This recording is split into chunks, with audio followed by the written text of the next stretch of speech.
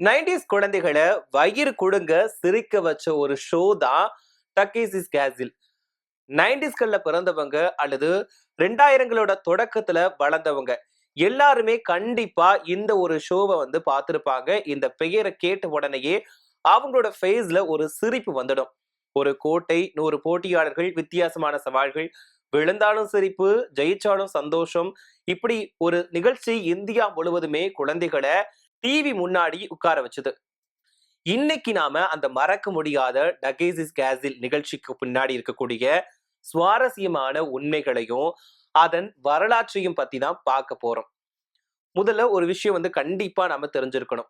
பலருமே டகேசிஸ் கேசில் அப்படிங்கிறது இந்தியாவில் உருவாக்கப்பட்ட ஒரு நிகழ்ச்சி அப்படின்னு தான் நினைச்சிட்டு இருக்காங்க. ஆனா அது உண்மையே கிடையாது. இந்த நிகழ்ச்சி ஜப்பான்ல 1986ஆம் ஆண்டு தொடங்கப்பட்டுச்சு. ஜப்பானிய மொழியில இது ஃபன் டகேசி ஜோ அப்படின்ற பெயர்ல ஒளிபரப்பாச்சு. இந்த நிகழ்ச்சியை உருவாக்கியவர் யாருன்னு கேட்டீங்கன்னா, ஜப்பானோட பிரபல நகைச்சுவை நடிகரும் இயக்குனருமான பீட் டகேசி. அவர் இந்த நிகழ்ச்சியில ஒரு கோட்டையோட அரசரா நடிச்சிருந்தாரு.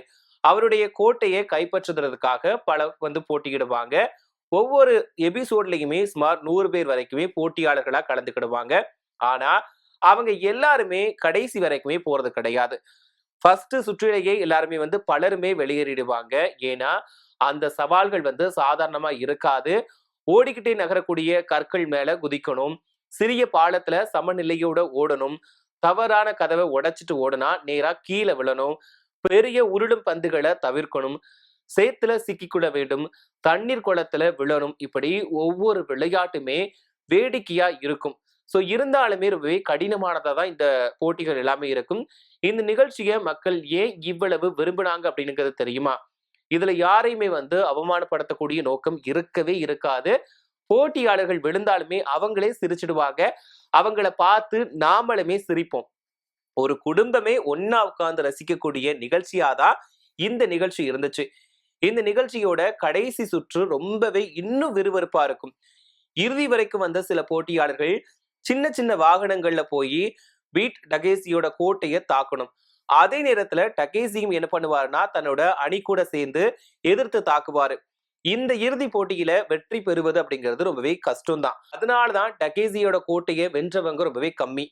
இந்த நிகழ்ச்சி இந்தியாவுக்கு வந்ததுக்கு அப்புறமா தான் இன்னுமே பெரிய அளவுல பிரபலமாச்சு. போகோ தொலைக்காட்சியில ஒளிபரப்பான போது வந்து பள்ளி முடிஞ்சதுமே குழந்தைகள் டிவி முன்னாடி உட்கார்ந்துருவாங்க. ஒரு எபிசோடையுமே தவற விட மாட்டாங்க. இந்த நிகழ்ச்சிக்கு இன்னொரு பெரிய காரணம் இருந்துச்சு. அது என்னன்னா, அதுதான் நகைச்சுவையான ஒரு வர்ணனை. போட்டியாளர்கள் கீழே விழும் போதும், ஓடும் போதும், தடுமாறும் போதும் சொல்லப்படும் வசனங்கள் பார்வையாளர்களை வந்து இன்னுமே அதிகமா சிரிக்க வச்சது. சில நேரங்கள்ல விளையாட்டை விட அந்த கவுண்டர்கள் இருக்குல்ல, சோ அதுதான் ரசிக்கப்பட்டுச்சு ரொம்பவே. டகேசிஸ் கேசிலோட பயன்படுத்தப்பட்ட சவால்கள் ஒவ்வொன்றுமே தனித்தனியா வடிவமைக்கப்பட்டிருந்துச்சு. அதுக்காக பாதுகாப்பு ஏற்பாடுகளுமே அவங்க வந்து ரொம்பவே சேஃப்டியா ஏற்படுத்தி வச்சிருப்பாங்க. போட்டியாளர்கள் காயமடையாம இருக்க மென்மையான, அதாவது சாதாரண பொருட்கள், தண்ணி, அப்புறமா சகதி போன்றவைதான் பயன்படுத்தப்படும். இதனால ஆபத்து குறைவா இருந்தாலும் பாப்பவங்களுக்கு வந்து ரொம்பவே பரபரப்பா தோணும். இந்த நிகழ்ச்சி வந்து 1986ல இருந்து 1990 வரைக்கும் ஜப்பான்ல வந்து ஒளிபரப்பினாங்க. மொத்தமா 133 எபிசோடுகள் வந்து தயாரிக்கப்பட்டுச்சு. ஆனா அதன் புகழ் வந்து அதுக்கப்புறமாவும் குறையல. உலகத்துல உள்ள பல நாடுகள்ல இந்த நிகழ்ச்சி மொழி மாற்றம் செய்யப்பட்டு ஒளிபரப்பப்பட்டுச்சு. இன்னுமே இந்த இணையதளங்கள்ல டகேசிஸ் கேசிலோட பழைய காட்சிகளை கோடிக்கணக்கான மக்கள் வந்து பார்த்து ரசிச்சு சிரிச்சிட்டு தான் இருக்கிறாங்க. ஏன் தெரியுமா? இப்போதுமே பல ரியாலிட்டி நிகழ்ச்சிகள் வந்தாலுமே டகேசிஸ் கேஷில் கொடுத்த அந்த அப்பாவியான மகிழ்ச்சி, குடும்பத்தோடு சேர்த்து சிரிச்ச அந்த அனுபவம், குழந்தை பருவ நினைவுகள், இது எல்லாமே வந்து வேற எந்த நிகழ்ச்சியுமே முழுமையா இதை தரவே இல்லை அப்படின்னு தான் நம்ம சொல்லணும். டகேசிஸ் கேசிலோட ஒரு சாதாரண விளையாட்டு நிகழ்ச்சி கிடையாது. அது ஒரு தலைமுறையோட நினைவு அப்படின்னு தான் நம்ம சொல்லணும்.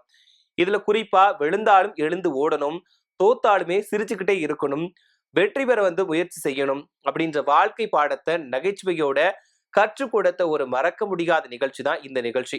இந்த நிகழ்ச்சியை பார்க்கிறப்போ நமக்கே ஒரு சுவாரஸ்யம் இருக்கும். அதாவது இந்த டோர் ஓபன் பண்ணிட்டு வந்து அந்த பைல்வான்கள் கிட்ட வந்து தப்பிச்சு ஓடணும். அதாவது அங்க நிக்கக்கூடிய அந்த பாடி கார்ட்ஸ் இருப்பாங்கல்ல, ஸோ அவங்க கிட்ட மாட்டிக்காம ஒவ்வொரு டோரா வந்து ஓப்பன் பண்ணி ஓடணும். அதுல அவங்க எந்த டோர் ஓப்பன் பண்ணி போறப்போ வந்து அவங்க நிக்கிற இடத்துக்கு போயிட்டோம் அப்படின்னா, அவங்க வந்து நம்மள தொரத்திட்டு வருவாங்க. ஸோ அவங்கள்ல இருந்து தப்பிச்சு நம்ம வந்து ஒரு வழிக்கு வந்து போகணும். இல்லன்னா வந்து கரெக்ட்டா தண்ணிக்குள்ள போய் விழுந்துருவோம். மாத்தி டோர் ஓப்பன் பண்ணி போயிட்டோம்னா, தண்ணிக்குள்ள போய் விழுந்துரும். இத பார்க்கறதுக்கு அவ்ளோ ஃபன்னா இருக்கும். அதுவும் அந்த கவுண்டர்ஸ் தான். அவங்களுக்கு ஓடிட்டு வரவங்களுக்கு வந்து கவுண்டர்ஸ் குடுக்குற ஆளுங்க வந்து அவ்ளோ அழகா குடுத்திருப்பாங்க. தமிழ்ல வந்து டப்பிங் தான் பண்ணியிருப்பாங்க. பட் இருந்தாலும் அவ்ளோ அழகா டப்பிங் குடுத்திருப்பாங்க. ஐயோ! போறா பாரு அப்படின்ற மாரிலாம் செமையா ஃபன்னா வந்து டப்பிங் குடுத்திருப்பாங்க. ஸோ இது மட்டுமே இல்லாம இந்த ஒரு இது மட்டும் இல்லாம நெறைய இருக்கு. அதாவது மேல ஒரு காஃபி குடிக்கிற கப் மாதிரி இருக்கும். அதுல உட்கார்ந்து இருக்கணும். அது வந்து மேல இருந்து சறுக்கிக்கிட்டு வரணும். ஆனா கீழ வரும்போது வந்து விழக்கூடாது. அப்படி பேலன்ஸ் பண்ணி நிக்கணும் அந்த தண்ணிக்குள்ள. அது ஃபன்னா இருக்கும். அதே மாதிரி அந்த சறுக்கு மாதிரி இருக்கிறதுல வந்து மேல ஏறணும். அதுல இருந்து தண்ணியும் வரும். அங்க இருந்து பாலும் அடிச்சு விடுவாங்க. அது எல்லாத்தையுமே தகர்த்துட்டு நம்ம வந்து மேல ஏறி போகணும். அந்த மேல ஏறி போகும்போது கூட அவங்க நம்மள வந்து கீழ தள்றதுக்கு முயற்சி பண்ணுவாங்க.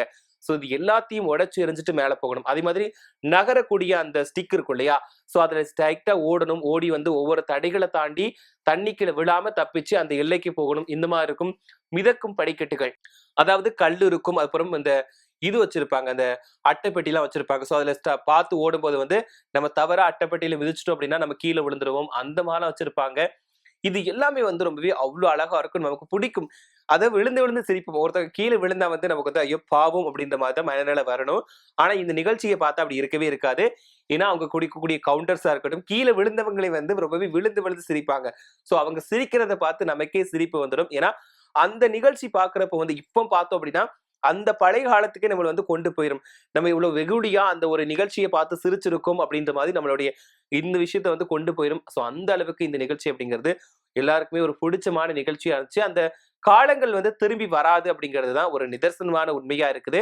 பட் இருந்தாலும் அந்த நிகழ்ச்சிய பார்க்கணும்னு நெனச்சோம் அப்படின்னா, இப்ப YouTube தளங்கள்லயே அந்த நிகழ்ச்சிகள் வந்து பதிவேற்றம் பண்ணியிருக்காங்க. அத பார்த்தாலுமே பழைய காலத்துக்கு அப்படியே நம்மள கூட்டிட்டு போயிரும். ஸோ அந்த ஸ்கூல் முடிஞ்சு வீட்டுக்கு வந்து பார்த்த அனுபவங்கள், டிவில வீட்ல வந்துட்டு அவங்க சீரியல் பார்க்கணும்னு சொன்ன நேரத்துல நம்ம இந்த நிகழ்ச்சிய பார்க்கணும் அப்படின்னு சொல்லிட்டு அழுத காலங்கள் எல்லாமே வந்து அந்த பொன்னான தருணங்களா தான் இருக்குது. ஸோ அந்த நினைவுகள் அந்த ஒரு நிகழ்ச்சி, அந்த ஒரு நினைவுகள நினைக்கிறப்போ வந்து நமக்கே வந்து இனம் புரியாத ஒரு சந்தோஷம் வந்து மனசுக்குள்ள வரும். ஸோ அந்த மாரி தான் இந்த நிகழ்ச்சிகள் வந்து இந்த நிகழ்ச்சி மட்டுமே இல்ல. போகோ டிவில வந்து நெறைய ஒரு நிகழ்ச்சிகள் வந்து ஒளிபரப்பானாங்க அந்த டைம்ல. இந்த டகேசிஸ் கேஸில் அதுக்கப்புறமா வந்து இந்த ட்ரெயின் வந்து பேசக்கூடிய காட்சிகள் அதுவுமே நல்லா இருக்கும். அதாவது ட்ரெயின் வந்து பேசிக்கிட்டே மூவ் ஆகி போறது, அது வந்து ஒவ்வொரு இதா ஏத்திட்டு போறது. அந்த மாரியுமே வந்து நெறைய நிகழ்ச்சிகள் வந்து இவங்க ஒளிபரப்பியிருக்காங்க. ஸோ இப்போ வந்து பிக் பாஸ் மாதிரியான ரியாலிட்டி ஷோக்களுமே வந்திருக்கு. அதாவது ஒரு போட்டியாளர்கள் ஒரே வீட்டுக்குள்ள உட்கார்ந்திருக்கணும். அவங்களுக்கு டாஸ்க் குடுப்பாங்க. அவங்க வந்து அத கொண்டு போகணும் அப்படிங்கிற நிகழ்ச்சி இருந்தாலுமே, இது வந்து டகேசிஸ் கேஸில் அளவுக்கு இருக்குமான்னு கேட்டா கண்டிப்பா கிடையாது. ஏன்னா, அதுல வந்து நெறைய விதவிதமான கேம்ஸ் வந்து நடத்துவாங்க. ஸோ அங்க வந்து ரொம்பவே டிஃபரெண்டா இருக்கும் கேம் எல்லாமே. நம்ம வந்து புதுசா இருக்கும். நம்ம வந்து கொஞ்சம் நெறைய விதமான கேம்ஸ் வந்து விளையாடிருப்போம். அதாவது உட்கார்ந்துகிட்டு விளையாடுற மாதிரி கிரிக்கெட் அந்த மாதிரி நெறைய கேம் வந்து விளையாடிருப்போம். சின்ன வயசுல வந்துட்டு பால் போட்டு விளையாடுறது, அதுக்கப்புறமா வந்து நொண்டி, அப்புறமா வந்து கல் எடுத்தல், இப்படி சின்ன சின்ன விளையாட்டுகள் வந்து விளையாடிருப்போம். அத ரசிச்சிருப்போம். ஆனா ஸ்க்ரீன்ல இந்த மாதிரி கேம் பார்க்கிறப்போ வந்து நமக்கே ஒரு ஆச்சரியமா இருக்கும். ஓகே இது எப்படிதான் பண்றாங்க அப்படின்னு சொல்லிட்டு வியப்பாவும் பார்த்திருப்போம். அது மட்டும் இல்லாம ஓடி வரவங்க வந்து எப்போ கீழ விடுவாங்க, என்னென்ன பண்ணுவாங்க, எப்போ மாட்டிப்பாங்க அப்படிங்கிறது நமக்கு ரசனையா இருக்கும். சில பேர் வந்து தப்பிக்க போகும்போது வந்து, ஐயோ! இவங்க தப்பிச்சிரணும். இவங்க வந்து அவங்க கிட்ட மாட்டிக்காம அந்த டோர் ஓப்பன் பண்ணிட்டு போயிடணும் அப்படின்னு சொல்லி வேண்டின காலங்கள் கூட இருக்குது. ஸோ இந்த மாரி தான் இந்த ஒரு ஷோக்கு வந்து அவ்ளோ மெமரீஸ் இருக்குது. ஸோ பேசிக்கிட்டே இருக்கலாம். ஏன்னா, அவ்ளோ ஒரு அழகான, ஒரு இனிமையான ஒரு ஷோவா இருந்துச்சு. எல்லாருக்கும் புடிச்சமான ஒரு ஷோவா இருந்துச்சு. குறிப்பா வந்து 90ஸ் அந்த அப்புறம் 2K இந்த காலகட்டங்கள்ல வந்து இந்த ஷோ ஒளிபரப்பானதுனால, எல்லாரோட மனசுலயுமே நீங்காத இடம் பிடிச்ச ஒரு ஷோவா இருக்குது. இத பார்த்துட்டு ஸ்கூலுக்கு போயிட்டு, பள்ளிக்கூடத்துக்கு போயிட்டு நெறைய பேர் வந்து இந்த மாரி நடந்துச்சு. இந்த ஒரு ஷோ பார்த்தியா? அதுல இவங்க கீழ விழுந்தா கவனிச்சியா? அப்படிங்கிறத வந்து நம்ம செக் பண்ணுவோம். அதாவது அவன் பார்த்துட்டு தான் சொல்றானா? இல்லாட்டா பார்க்காம நம்மள்ட்ட வந்து பீலா விடுறானா? அப்படிங்கிறத செக் பண்றதுக்காக, இன்னைக்கு இந்த எபிசோட் நடந்துச்சு. இத பார்த்தியா? இதுல இவங்க கீழ விழுந்தாங்க பார்த்தியா? அப்படிங்கிறத நோட் பண்ணி நம்ம போய் சொல்லுவோம். ஸோ அந்த மாரிலாம் சுவாரஸ்யங்கள் வந்து நெறைய இருக்குது. ஸோ இந்த ஒரு ஷோ வந்து உங்களுக்கு புடிச்சிருந்துச்சா? அதாவது டகேசில் கேசில் வந்து உங்களுக்கு புடிச்சமான நிகழ்ச்சியா இருந்துச்சா? அப்படிங்கிறத மறக்காம கமெண்ட்ல சொல்லுங்க. அது மட்டும் இல்லாம, இதுலயே எனக்கு இந்த ஒரு டாஸ்க் தான்பா ரொம்பவே புடிச்சிருந்துச்சு. இந்த டாஸ்க் பார்க்கிறப்ப தான் ரொம்பவே நான் விழுந்து விழுந்து சிரிச்சேன் அப்படின்னு நினைக்கக்கூடிய டாஸ்க் எது அப்படிங்கிறதையும், இதே மாதிரி எனக்கு கார்ட்டூன் அதாவது இந்த நிகழ்ச்சிய தாண்டி இந்த கார்ட்டூன் ரொம்பவே புடிச்சிருந்துச்சு. இத பார்க்கறதுக்காக நான் வந்து ஸ்கூல் விட்டு வேக வேகமா ஓடி வந்திருக்கேன். அப்படின்னு நினைச்சிருக்கக்கூடிய அந்த ஒரு கார்ட்டூன் எது?